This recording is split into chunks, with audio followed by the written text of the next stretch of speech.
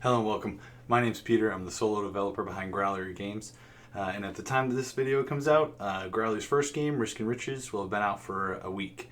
It released on March 27th, 2025 on Steam and itch.io. And thank you to my lovely wife for getting me a plaque to commemorate it. But it hasn't been a full month yet, so we're not going to talk about sales. We'll wait until we can capture that full month. Instead, what I want to talk about in this video is the accrual of wish lists from the Steam page launch until the game's release. And I think it's going to be pretty insightful. My game is certainly not a smash hit or anything. It's probably pretty similar to what a lot of folks would see for their first game or two. So we'll examine it, and I think there's a lot to learn if it's something you're interested in, or if you're thinking about creating your own game. So let's get to it. All right, let's get straight to top-line numbers. So I received 710 wish lists from the page launch until the day before Risk and Riches released.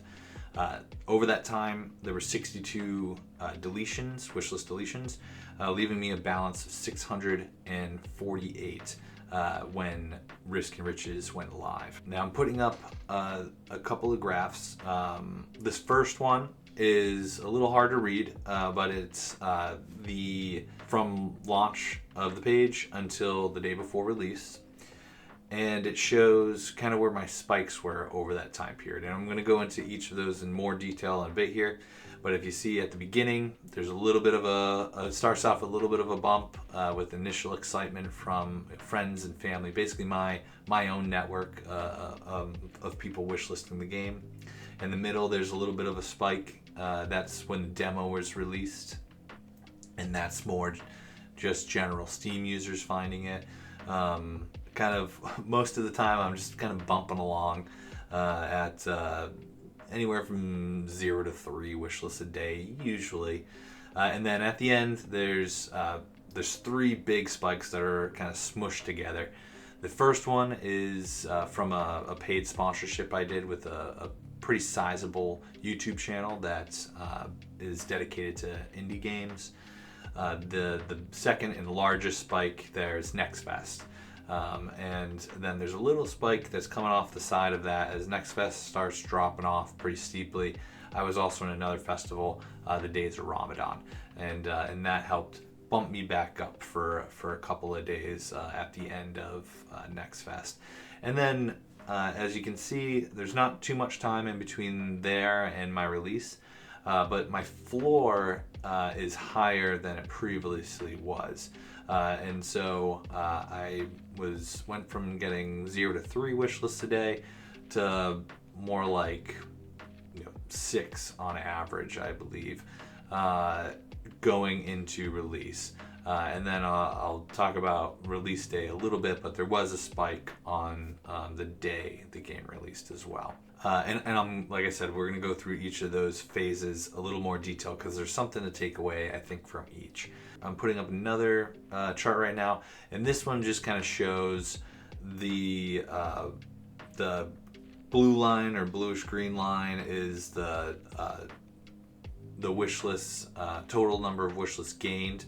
The red line or orangey red line is the deletions, and the purple line is the actual balance at that time. And I had a pretty steady growth throughout. There's a couple of bumps from the page launch, obviously, because it's coming from 0, the demo release, and then I have a pretty steep incline with the festivals right before launch, and you can see that the trajectory of the line is steeper post Next Fest than it was prior to Next Fest. And so I think that's pretty important for context as well, because we're going to talk about some of the things that I would do differently and will do differently for my next game, and that this is really hammering home some things that I should have done better over this game's development. But one of those things that I do want to highlight is just how important marketing is. So of the 710 wish lists I had before the game released, I am attributing about 425 of them, so almost like 2/3 ish, to marketing activities, whether it be the paid sponsorship, whether it be I did a little bit of paid ads with Reddit and Facebook, and then the festivals, Next Fest and the days of Ramadan. And the festivals were definitely the biggest single spikes that I received, Next Fest in particular, but it just shows how important they are. The game would have done way worse had I not participated in anything ahead of launch. So 285 were organic, 425 were from those marketing activities, and I think that is a big, it's just two numbers, but it tells a lot just in that. But let's go through now the smaller spikes, all the spikes there, and and see what can be taken away from it for me in the future and potentially for you as well. Breaking these down, we're going to start with launch. And what I'm going to put up is, as we go through each of these, is the section of the graph, that larger graph that was difficult to read, just a portion of the graph that relates to what I'm currently talking about. So this first one is going to be the first couple weeks from the page launch. And if applicable, there are benchmarks from howtomarketagame.com. There's a benchmarks page. If you just look up howtomarketagame.com/benchmarks or Google how to market a game benchmarks, it should bring you there. And these are from Chris Sikowski, who I've talked about before, and I didn't find him until later in the game's development cycle, and I tried to course correct with some of the things he teaches. I think what you'll see is that everything I've experienced kind of validates what he professes, and this isn't a video for pushing his stuff, but I think it really helps to highlight that I'm not the lessons I'm taking away aren't just my own interpretations. This is backing up what is being talked about by marketing professionals who focus on Steam, and he usually does a lot of work with indie games and indie companies in particular. So when relevant, I'll put up a little benchmark thing from him as well. And again, these come from howtomarketagame.com benchmarks. I'll put the link in the description. So first couple of weeks from launch, I received 36 total wish lists. I have all the info on that screen. 36 wish lists. I had one deletion, so I had a balance of 35. Now, that's first kind of flurry is like a lot of people from my own network. Studio didn't exist before this, so this is my friends and family, and a little bit of an extended network of people who are gamers and on Steam. Now, compare that to the benchmarks. That is pretty bad. 100 is kind of the minimum that you should be looking for. 7,000 is, tremendous. It's a pretty good indication your game's going to do very well. But 100 is kind of the minimum you want to be shooting for, and I didn't hit that.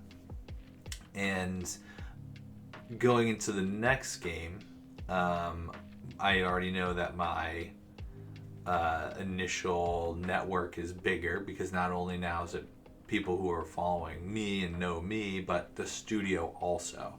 And this is one of the things that not just Chris Sikowski, but others profess, is that you can't just do one game. You got to do multiple, because each game you build that audience, you get better as developer, and this highlights that a bit. I launched my Steam page. There wasn't much hype. I hadn't been active on social media as a studio trying to build interest. This game's graphics are not the greatest, but I didn't do much prior to the Steam launch other than this YouTube channel, which this YouTube channel is not geared towards consumers. It's geared towards other devs and people that are interested in the process. And I've only been active for about a month, July, so like a month and a half. So it just shows how small my network was and how that really impeded me from the get-go. But moving forward, I would hope that I would do better, because I will be starting to promote the game before I even have a Steam page, and now I've built up my following as a studio as well. So even if it's an extra 10 or 20 people, that's still bigger than the 35 I started off with on this game. And I think those are the takeaways here, is that it really is a process of multiple games. It's very rare for someone to have a huge success on their first game. And even if they do, there's probably a lot of marketing that was going into it early on. And in this case, I wasn't doing that, and I should have been. And so for my next game, I'll be posting more regularly on platforms like Blue Sky and Facebook. Maybe even a little teaser thing on Reddit once in a while when appropriate, of screenshots of the game in development, to build that momentum prior to the Steam page launch. So now I'm just putting up this is just a typical week. I just grabbed the first week of September. Nothing was really going on, and you can see I kind of bump along like 0 to 3 wish lists each day. It varies. And in this particular week, I only had 6 for the whole week, and that is when you look at the benchmarks, 6 is pretty bad. 0 to 40 is on the low end there, and obviously you want to be as far away from 0 as possible. And there's overlap on the benchmarks, and that's because there's so many different variables that come into how a game ultimately does in the end. These bronze, silver, gold, diamond kind of tiers are based off of what the ultimate sales for each of these games was when the benchmarks were put together. So some of them had more wish lists per day, but then in the end didn't sell as well. But anyway, 6 is pretty bad. Now, after participating in Next Fest, my floor did raise. Like I said, I got back up to more like 6 per day, and so that was certainly getting closer to that 40, and even kind of going into the silver tier a bit. But prior to Next Fest, for most of the development cycle, I was bumping along at this 0 to 3, and so I just want to show what that looked like, and acknowledge that that is pretty bad, and so we'll talk about it more when we get to the Next Fest portion of it. But I mean, this really shows that getting your Steam page up early is helpful, because the 0 to 3 per day is still better than nothing. Well, on 0 days it's 0, but 1 to 3 most days is better than nothing. But the floor is real low, and until I hit that first big spike of Next Fest, which going forward, if I participate in festivals sooner, that floor, lifting that floor up, makes a huge difference. Once you add up that day after day after day, that extra 2, 3, 5, 10 wish list every day adds up when your development cycle is probably 1 to 2 years, sometimes more. But for me, hopefully we'll never go past 2 years on my games. But yeah, it really adds up, and so I just want to make sure that that is mentioned. What the day-to-day looks like, and what you should be trying to shoot for, which is these different tiers on the benchmarks list. For the demo, I got another small spike, and I was able to start reaching out to some YouTubers and streamers. Now I had the spike itself from the demo launch is just people finding it through Steam, mostly, like when the demo went live. And then I still kind of bump along at like 0 to 3 wish lists a day after the demo, but I usually am getting at least one, and my 0 days become less frequent. And I was getting coverage from some smaller YouTubers and streamers after the demo was released. I did reach out to several of them. I sent close to 100 emails, which wasn't nearly enough, but it was still a decent amount. And I think it did, that is the reason why I stopped seeing as many 0 days, and I would at least get 1 or 2 here and there. It's hard to say because I did have several people cover me, which channels may have brought the traffic, but I think overall it did help. I didn't get any giant channels to organically pick me up. I would hope that would have reflected even bigger numbers day to day. But even the smaller channels, I'm grateful for them for covering Risk and Riches, and I do think it did help.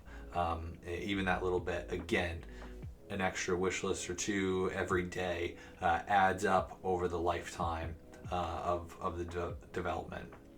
So certainly worth doing, and it did breathe a bit more life into the game as development went on.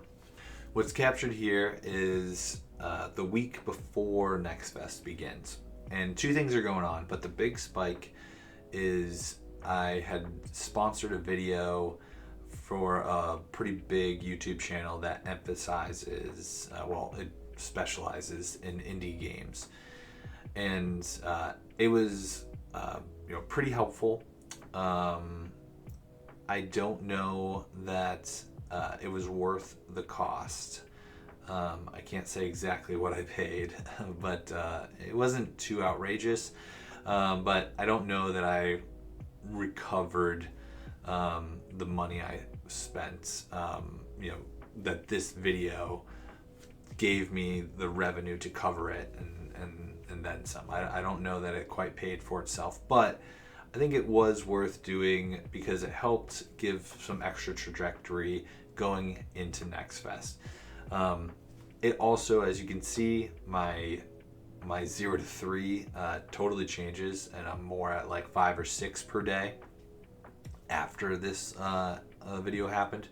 I also was doing paid ads for Facebook and Reddit, and so I can't say exactly how much those contributed. I don't think they contributed a whole lot, but again, I think it was worth doing because it was helping bump up my traffic heading into Next Fest.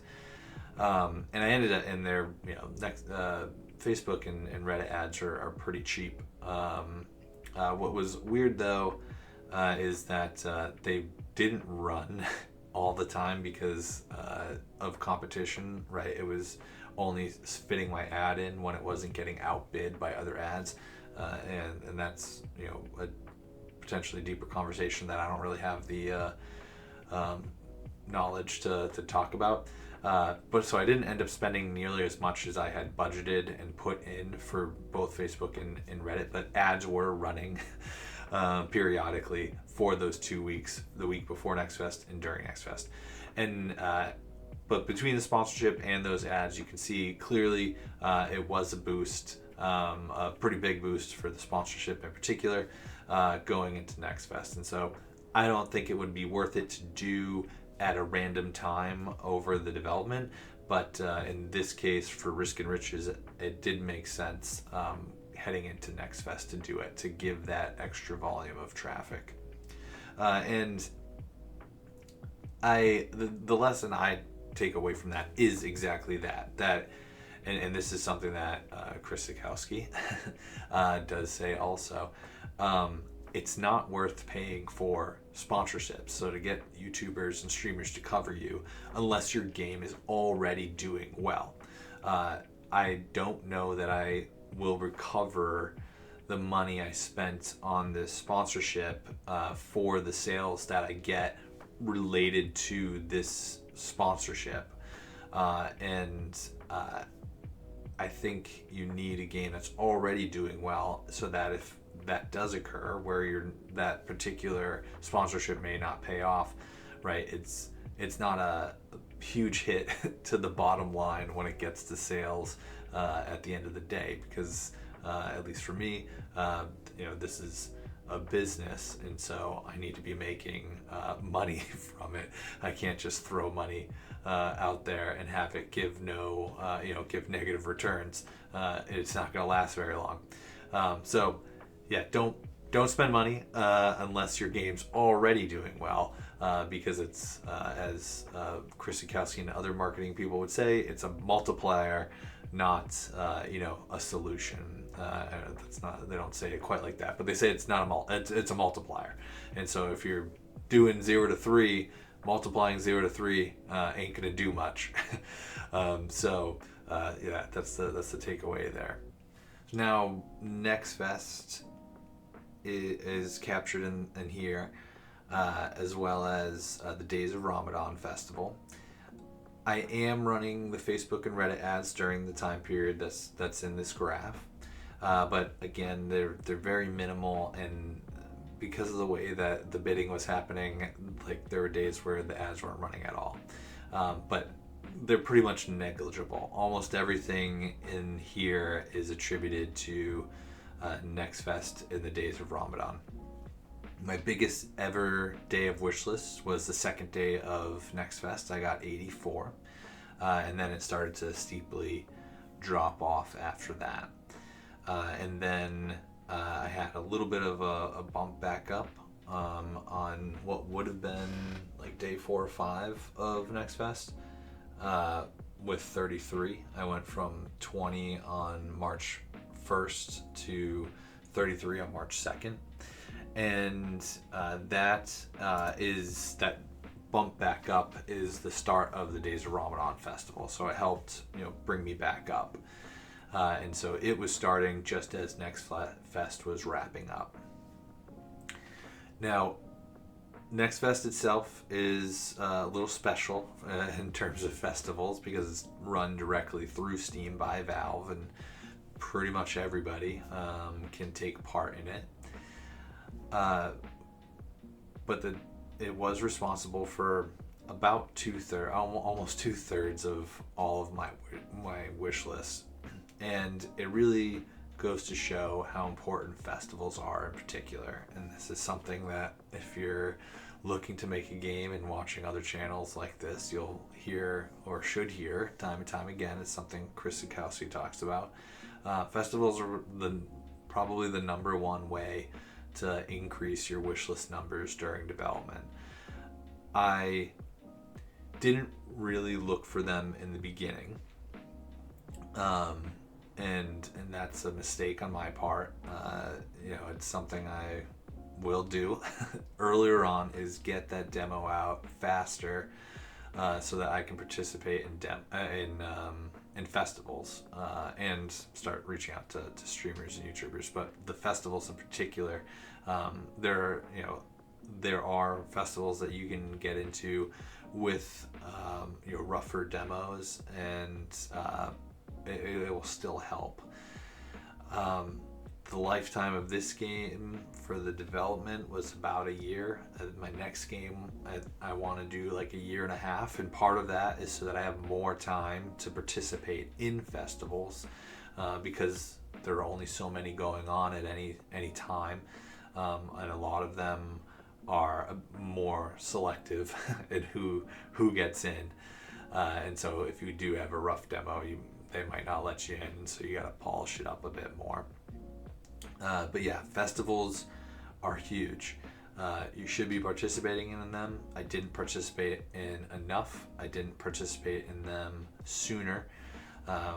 I should have participated in them sooner, because as I said earlier on, that floor, my 0 to 3 wish list per day that I was bumping along at, basically doubled, where I was seeing about 6 wish lists per day after these festivals, because I still had a little less than a month between the end of Next Fest and the game releasing. So if I had risen that floor months earlier, my wish list number would have been extremely higher once you add up those extra 3 wish lists a day. And so yeah, festivals, super important. Should have done it sooner. Will do it sooner in the future. And Next Fest in particular for me, I did very well. I also have the benchmarks up there. Now, relative to the benchmarks, my numbers from Next Fest were not good. I got, with Next Fest and Ramadan kind of combined because they overlap a bit, I'm looking at like 363 wish lists, 341 once you take out the deletions.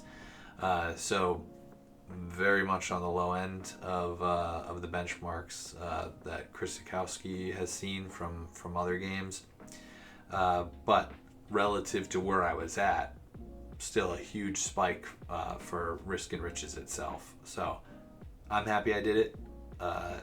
Nobody should ever release a game on Steam without doing at least one Next Fest before launch or release.